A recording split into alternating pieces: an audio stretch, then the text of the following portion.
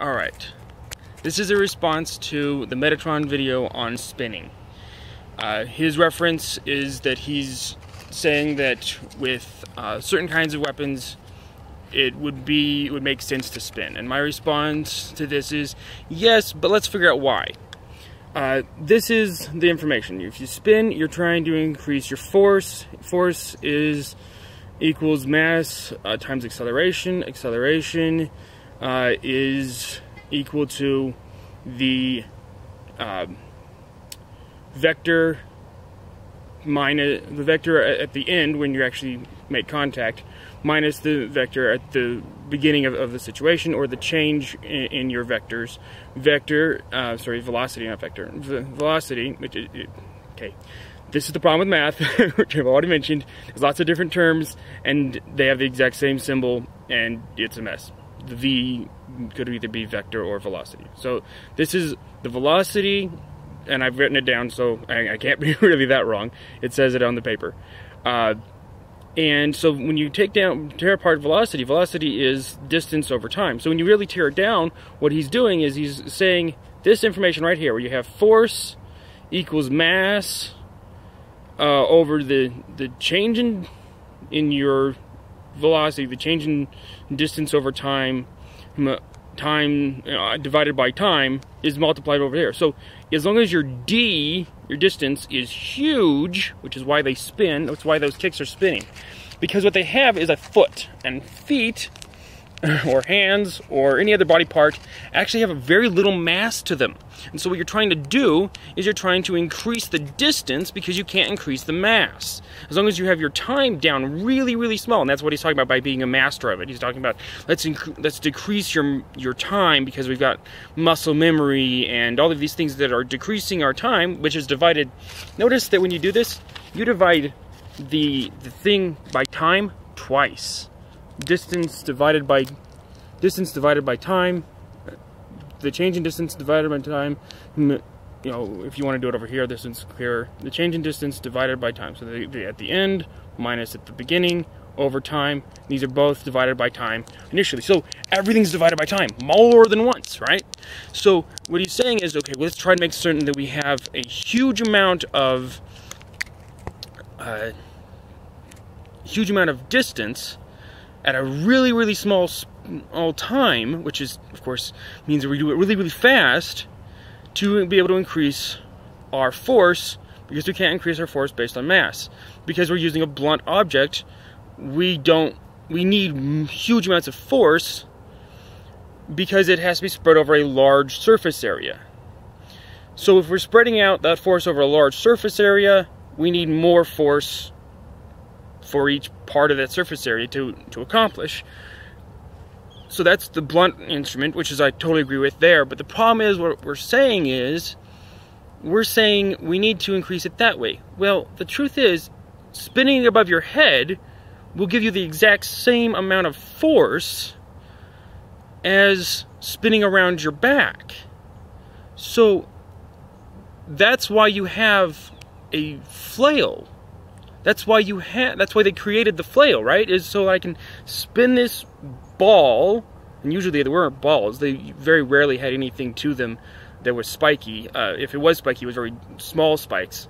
But it was this ball on a chain, and the chain will make it so that as it goes around, I've increased the distance multiple times. Going around means I've increased that distance beyond what it could be even spinning around myself, and then I'm going to hit someone with it after it's already done that. So the distance situation doesn't have to be behind your back. And that's the thing. The difference between proper technique is I don't want to give up those things. Yes, it's possible to figure out a situation where giving up those things doesn't matter as much, but why give up them at all if I can just be able to negate the problem by going a different direction? So the reason why people don't usually go around the back is because over your head is just as good. Because putting more mass into it is just as good. Because the thing is, a kick or punch that is thrown by just your arm and spinning around you is actually just as good as if you do proper technique and put your whole body weight behind that punch or kick. Now, if your whole body weight is less than a certain factor, if you're a small guy, maybe that distance is more valuable to you than the mass increase of putting your whole body weight behind it. I weigh 200 pounds. I put my whole body weight behind something, that's going to hurt people. I know, I'm ex-Army. It'll hurt people. I went through some training, and I know how to hurt people. Now, I don't want to hurt people on purpose. That's all good training tells you that repeatedly. But the thing is, what I do know is that it can be done, and it can hurt. I had a broken rib after training. After the training, that's it. All it was training, and I still had a broken rib afterward. Well, it was cracked. It wasn't like broken. It wasn't. But the thing is, it's important to realize two things with that, right? A very simple, very clear hit can hit a very fragile person, and people are very fragile compared to metal, and do huge amounts of damage. So you don't have to do that. And then on the other hand, you can take the advantage of gaining distance and reducing your times in different ways. The puzzle is trying to figure out how to increase distance or mass enough that you create enough force to go and do whatever damage you're trying to do with the weapon you've got. So, Scholar Gladiatoria likes to use, Matt Easton of Scholar Gladiatoria likes to use the reference of saying, it depends on the circumstances, and depends on the environment, it depends on the situation. He repeats that over and over and over, and it's true. But the thing is, the reason why it's true is because you're trying to follow that math. This math equation is representing what you're trying to do. And when you do that right, it can be done in a million different ways. And that's, of course, what makes me angry about math. And that's also what makes the martial arts completely different depending on which martial art you're using. You're trying to adjust one part or another part of that, one of those different factors in the equation of hurting other people. You're trying to adjust one or other of the factors. And because there's so many factors in a fight, in a full fight, there's a lot of different ways to come at it, because you can adjust any of the factors to be able to achieve victory. But it's important to realize the math, because those are very clear and simple concepts when you break it down like that, and start from there.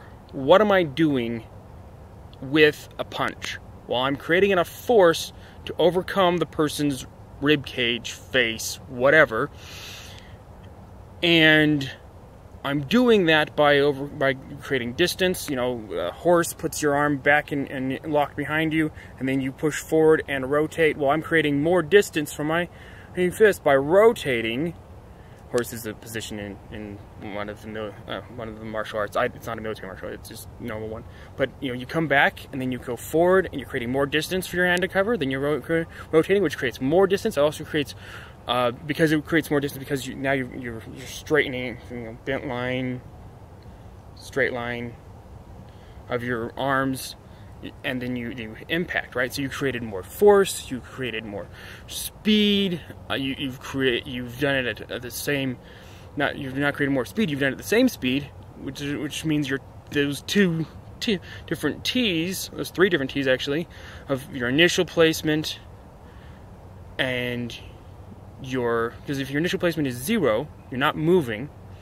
Then your last one has to be only divided by its own T and the bottom T to be able to be multiplied by your mass. And then if you throw your hip and whatnot into it, you're just adding more mass. You're adding your shoulders and your hips. Well, guess what? That's most of your mass is between your shoulders and your hips, because that's your core, that's your torso, that is where most of your mass lives. So the math is important. It's important to realize what you're really doing is factoring these things down. And I'm saying, Metatron, I agree with one point, but it's important to reference why. So, thank you for your time, and hopefully Metatron realizes that I absolutely adore his stuff, and this is in no way a correction, it's just a commentary in addition to an addendum. Thank you very much.